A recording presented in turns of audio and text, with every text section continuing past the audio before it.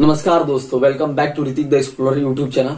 आज हम बात करने वाले हैं हमारे संसद भवन में सिक्योरिटी ब्रीच, यानी कि सिक्योरिटी ब्रीच का मतलब है सुरक्षा में चूक। हमारे संसद में टोटल 2 सदन होते हैं, एक राज्यसभा एक लोकसभा। तो ये जो सुरक्षा चूक हुई है लोकसभा में हुई। हम आपको बता दें कि लोकसभा में टोटल 5 लेयर की सिक्योरिटी होने के बावजूद भी वहां पर सुरक्षा में चूक हो गई।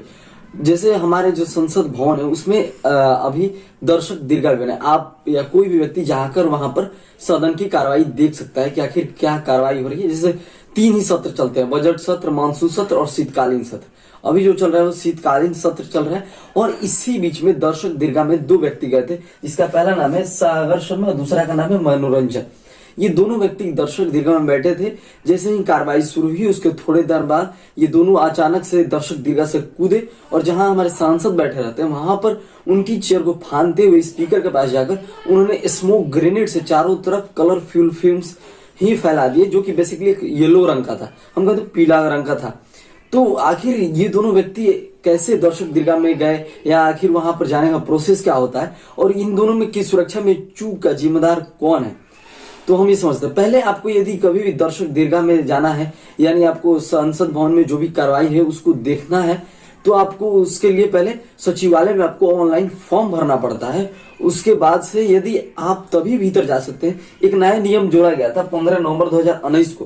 15 नवंबर 2019 को एक नया नियम जोड़ा गया था कि यदि कोई भी व्यक्ति जो है सचिवालय में अप्लाई करने के बावजूद भी, यदि उसको जो व्यक्ति अप्लाई करेगा उसका कोई करीबी या वो सांसद से किसी का जान पहचान हो या उससे वो जाकर कंफर्म करेगा, या कोई भी सांसद जो है उस व्यक्ति की जिम्मेवारी लेगा कि हाँ इस व्यक्ति को मैं परिचित हूं और ये व्यक्ति कोई भी आपराधिक मामले या पुलिस में जांच भी होगा कि इसके खिलाफ कोई आपराधिक मामले तो नहीं है। इतनी कार्रवाई के बाद ही कोई व्यक्ति दर्शक दीर्घा में पहुंचता है। पहुंचने के बावजूद भी उसको 5 लेयर सिक्योरिटी से होकर जाना पड़ता है।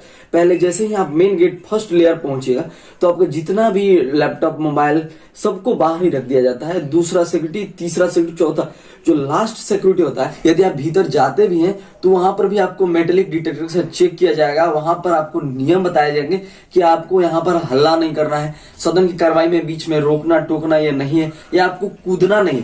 लेकिन आप किसी को इंस्ट्रक्शन दे सकते हैं, उसके दिमाग में क्या चल रहा है आप ये नहीं जान सकते।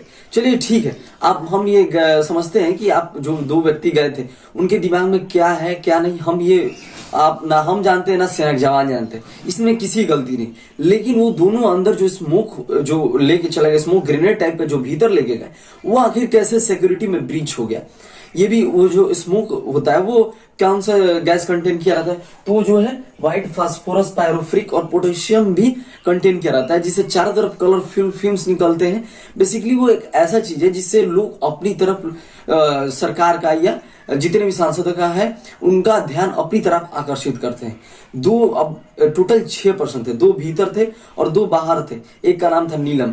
बेसिकली नीलम को मेन बताया जा रहा है क्योंकि नीलम कुमारी जो है वो बीजेपी के काफी विरोध करती है, वो बीजेपी के खिलाफ है। उन्होंने ये भी कहा कि तानाशाही नहीं चलेगी, उन्होंने कहा कि हमें रोजगार दो, हमारी मांगे पूरी करो। इस तरह की बयानबाजी उन्होंने बाहर भी की। वैसे हमारी सेना के जवानों ने उन्हें बशर्ते उन्हें थाने में ले गए और उनकी कार्रवाई की गई। वहां पर पूछा भी क्या कि आप किसी आतंकवादी संगठन से ताल्लुकात करती हैं, वो बोली नहीं, हम किसी भी आतंकवादी संगठन से ताल्लुकात नहीं करते। बेसिकली हमारी जो मांगे हैं उसको हम पूरा करने के लिए ये एक नया तरीका है, या आप कहीं विदेशों में भी देख सकते हैं इस तरह का होता है। लेकिन सबसे बड़ी बात ये है कि जो सुरक्षा में चूक हुई है ये आखिर कितनी बड़ी चूक है। समझिए, एक आम इंसान अगर जो सांसद है हमारे, जो संसद में भाषण देते हैं, जो जिसकी 5 लेयर की सिक्योरिटी है, यदि वो सुरक्षित नहीं है तो हम लोग जैसे आदमी जो एक 4 दीवारी घर के भीतर में रहते हैं वो कैसे सुरक्षित होंगे।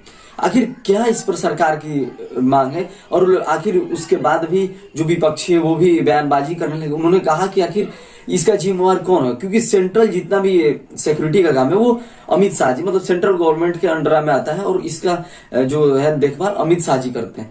तो अभी सवाल उठाया जा रहा है अमित शाह जी पर। और जब जगदीप धनखड़ जो है उन्होंने कहा कि हम इसकी जिम्मेवारी, हम इस पर पूरी तरह से जांच बैठाएंगे और इस पर कार्रवाई भी होगी जो व्यक्ति इसमें शामिल हुए। लेकिन ये इतना दिन खास क्यों था? 13 दिसंबर को जो ये सिक्योरिटी ब्रीच हुआ, 13 दिसंबर 2023 को ये जो सिक्योरिटी ब्रीच हुआ, ये आखिर इतना खास क्यों है? और इसी दिन पन्नू ने भी धमकी दी थी कि हम बरसी के दिन ही तुम्हारे सदन में घुस कर मारेंगे, संसद में घुस कर मारेंगे।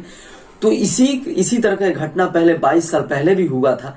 सिक्योरिटी पूरे अलर्ट पर भी थी, लेकिन फिर भी सिक्योरिटी में हम बता दें आपको, इसी तरह का एक और घटना देखा गया था 13 दिसंबर 2001 को, जब एक एम्बेसडर कार में 5 आतंकवादी जो है वो अचानक से राष्ट्रपति को गाड़ी को ठोकते हैं संसद के बाहर, और उसके बाद से उन चारों गेट अचानक से खुलता है और 5 आतंकवादी बाहर निकलते हैं और धड़ाधड़ अचानक से फायरिंग करने लगते हैं। उनके पास AK-47 रहता है, जिसमें हमारे टोटल 9 जवान शहीद हो गए थे, और उन्हें अशोक चक्र, कीर्ति चक्र और शौर्य चक्र से सम्मानित किया गया था। टोटल 9 जवान थे जो शहीद हो गए थे।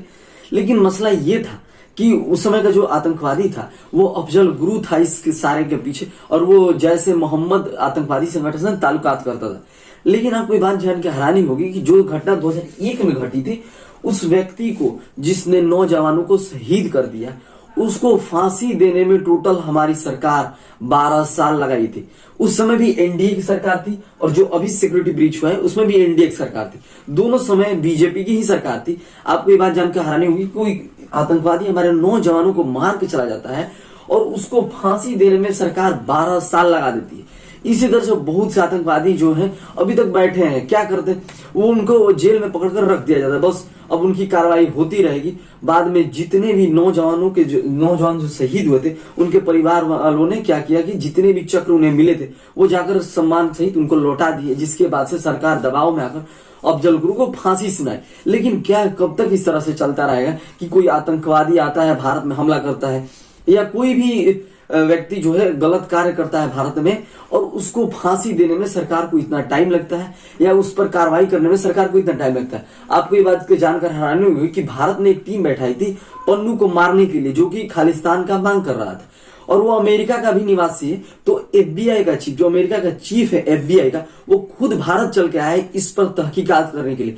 आप सोच सकते हैं वहां पर एक व्यक्ति की कीमत क्या है। और अब भारत में देख लीजिए, कहीं भी अचानक से हमला होता है या कहीं भी गैंगवार होता है, वहां पर किसी भी आम इंसान को मार दिया जाता है, लेकिन उस पर कोई कार्रवाई नहीं होती है। सरकार हाथ में हाथ धरे बैठे रह जाती है, और बस FIR कर दिया जाता है कि FIR हो गया है, हमने FIR दर्ज कर लिया है, अब आप कड़े रहिए, लड़ते रहिए केस को आप। ये हमारे सरकार के, हम भारत के देश की ये हाल है कि आदमी की सुरक्षा यहाँ पर कोई गारंटी नहीं। सरकार से अपील करेंगे कि वो आम इंसान का भी सुरक्षा का ध्यान रखे, और उस पर थोड़ा सा नया नियम लाए कि ताकि जो भी है रेपिस्ट हैं, अभी आप देख सकते हैं कि ये सरथा का मर्डर जो हुआ था, हत्याकांड हुआ था, उसका जो आफ्ताब है वो अभी तक जेल में है। अब उसको कब फांसी होगा कब नहीं वो कोई नहीं जानता। तो इस तरह की कार्रवाई की जाए कि जो आतंकवादी जल्द से जल्द उनको दोषी ठहराया जाता है, वो दोषी पाए जाते हैं, उन्हें जल्द से जल्द फांसी दे या उनको सजा दे। ऐसा नहीं कि उसको लटकाए रहें, केस को रखे रहें कि अभी पेंडिंग में है, कार्रवाई हो रही है। इस तरह की घटना ना सामने आए, और जो हमारे जवान शहीद होते हैं उस पर जो संसद भवन के जो सांसद होते हैं बस आकर और कहते हैं कि हम आपके साथ है। इस तरह की कोई ना होना चाहिए, क्योंकि वो हमारे देश के जवान थे, सैनिक थे, और उनकी शहीदों पर कोई, वहां जो एक जवान शहीद होता है उस पर भी विपक्ष और पक्ष दोनों आपस में घमासान युद्ध करने लगते हैं कि ये बीजेपी का है, ये कांग्रेस का। तो इस तरह से ना करें, क्योंकि वो जवान शहीद हुआ है। और हम मिलते हैं नेक्स्ट वीडियो में, तब तक के लिए जय हिंद। अगर चैनल पर नए तो चैनल को जरूर सब्सक्राइब कीजिएगा।